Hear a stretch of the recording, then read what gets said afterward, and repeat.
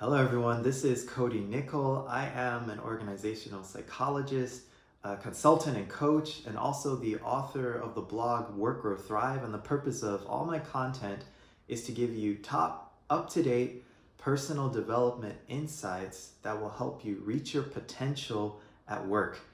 And what we're going to talk about today is why sometimes your planning just doesn't work out. Have you ever planned something and you realize, for example, it took way longer than you thought? Well, the thing is, we all get 24 hours a day, and if we want to reach our potential, it's very important how we use our time and how we schedule our time. So I'm not a believer in trying to fill your schedule with so much as possible as you possibly can do, then you might end up with burnout. But I am totally for using your time effectively and using your time and planning it realistically. So this is why I'm really excited to talk about this topic today. And there is a phenomenon, and it's called the planning fallacy. The planning fallacy. And what this describes is one's tendency to underestimate the amount of time it takes to complete a task, and you also underestimate the associated risks and the associated costs. In fact, some studies cite that less than 40% of projects are completed on time. So why is this the case? This seems to be something that has to do with all of us. Well, in 1977, Kahneman and Tversky, they proposed that inaccuracies in intuitive judgments are systematic rather than random, manifesting bias rather than confusion. So what does this mean? This means that people systematically have errors in their reasoning due to cognitive biases. So what is a cognitive bias? It's really a shortcut that our brain uses in order to process information. And the thing about cognitive biases, they're efficient. They help our brain to preserve cognitive resources. But the problem is they often lead to systematic errors in our thinking and in our judgments, in our predictions about the future. And so now I want to talk to you about 4 cognitive biases that underlie the planning fallacy. So the first one is the optimism bias. People have a tendency to have an optimistic view of the future. People overestimate their skills and their abilities and tend to underestimate risks or challenges that could come up. In fact, one study, asked people to evaluate how good their driving skills were, and over 80% thought that they were better than average. And of course, statistically, that's impossible.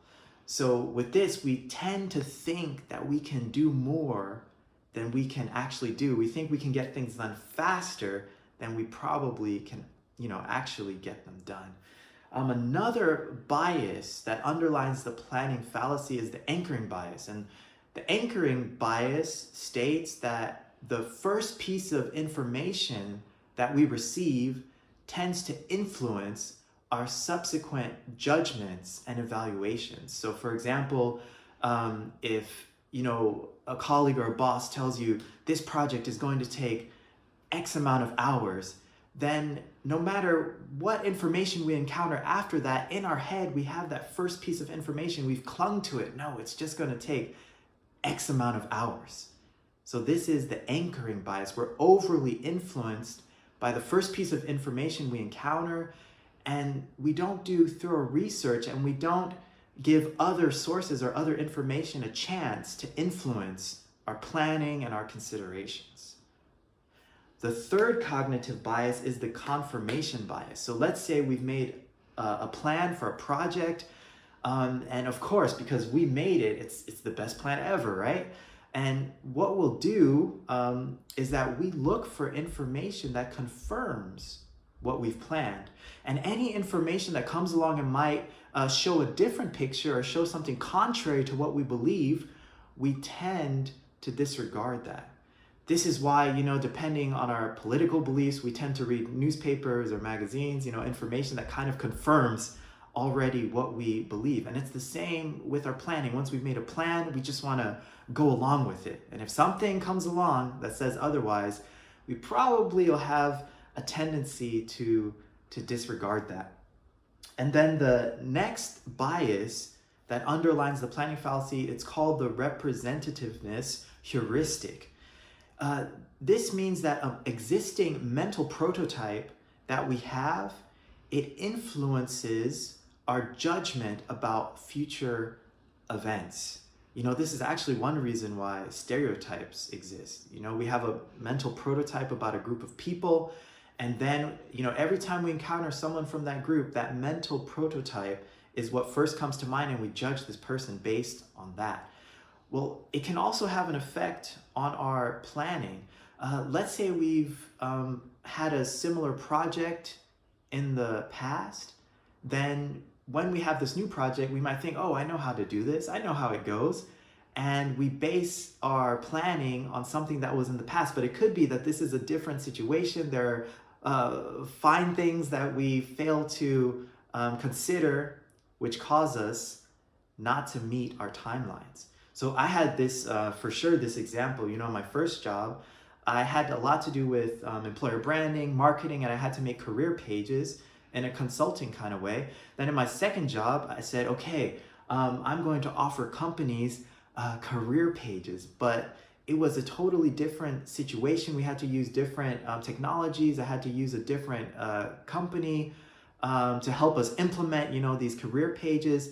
And to be honest, I totally misplanned how long this career page would take. It took a lot longer than any of us had expected. There were a lot of technical difficulties that came up, a lot of problems that we had to deal with.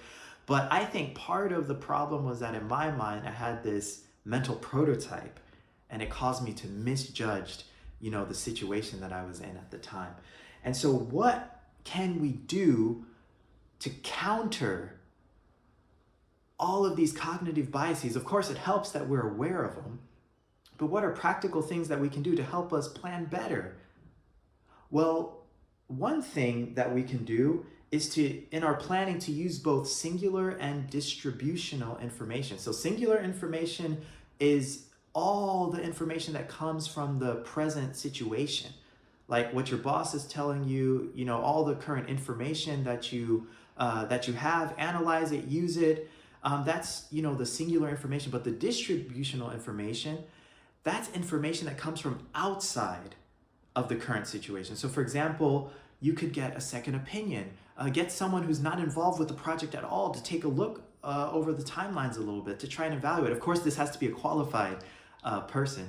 Or even consider, we don't want to rely on them 100%, but consider projects that you've done in the past that were similar.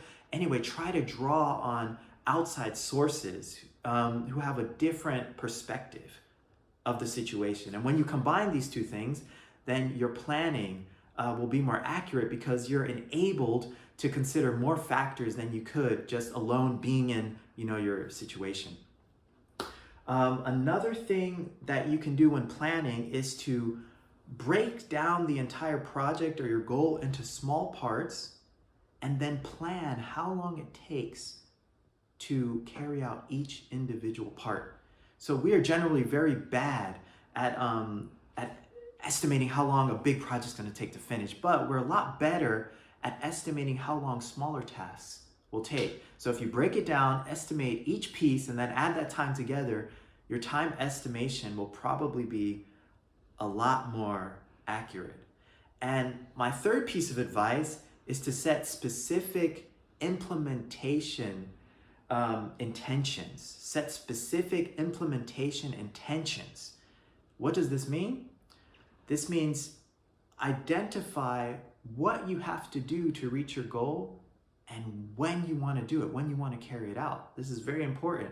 Someone might come to you, say, hey, could you take care of this? And you just think, yeah, I've got time, I could do it, right? Just in general, you don't think about it too much. But then you try to do it later and you realize, wow, this is taking a lot more time. If I knew it would have taken this long, then I would have never committed.